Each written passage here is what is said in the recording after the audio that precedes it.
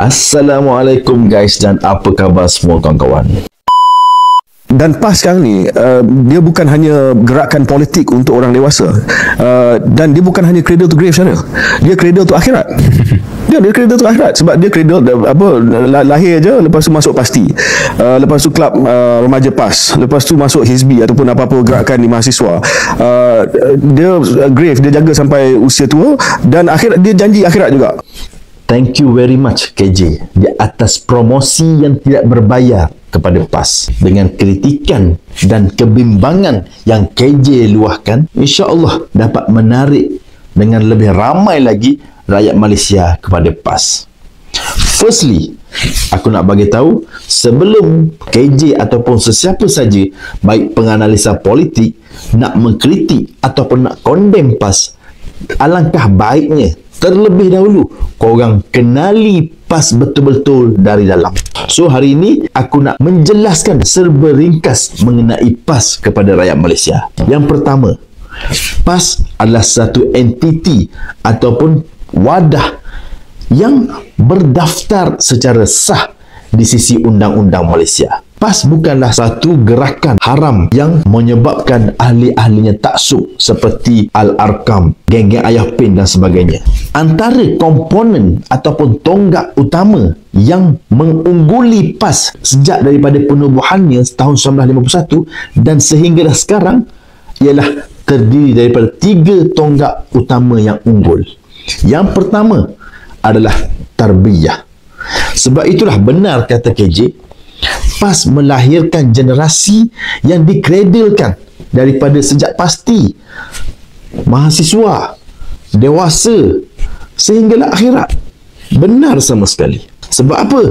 Itulah tarbiyah, mendidik generasi sejak daripada awal sekolah lagi, iaitu di peringkat pasti. Mengajar anak-anak, mendidik anak-anak mengenal agama, akhlak. Dan aku lihat anak-anak pasti ini bukannya totally datang daripada keluarga-keluarga PAS, malah daripada ahli-ahli UMNO sendiri yang menghantar anak-anak mereka kerana ibu bapa mereka yakin dengan tarbiyah, didikan, silibus yang diajarkan kepada anak-anak mereka. Alhamdulillah, inilah satu kejayaan yang ditonjolkan oleh PAS melalui tonggak tarbiyah. Kalau tak, Terengganu tak kalah 40-0. Kelantan tak tinggal 2. Batu Nisan, betul tak? Makin lama makin ramai. Kita nak pastikan lepas ni anak-anak kita jangan seko pun kita hantar pergi ke pasti. Yang kedua, tonggak dakwah. PAS mengambil pendekatan berdakwah dalam berpolitik. Contohnya, bagaimana kita nak berdakwah kepada rakyat Malaysia, terutama sekali orang Islam, supaya menghindari judi, arak. Tidak lain dan tidak bukan, kalau tiada kuasa politik untuk mengharamkan lesen-lesen premis judi, bagaimana mungkin ingin menghalang kemungkaran yang diharamkan oleh Allah Subhanahu Wa Taala?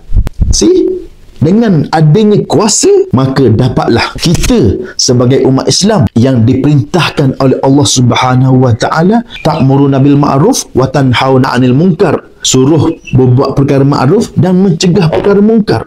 Bagaimana mungkin jika kita tiada kuasa untuk kita menghalang daripada manusia berbuat pada kejahatan?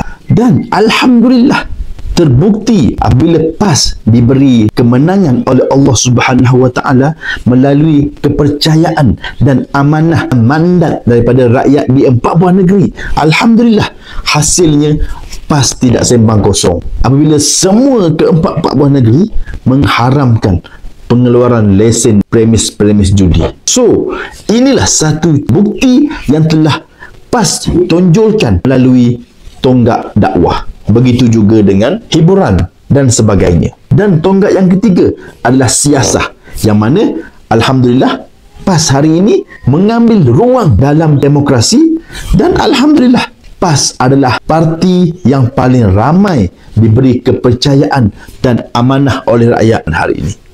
Wallahu alam. Apa khabar anda?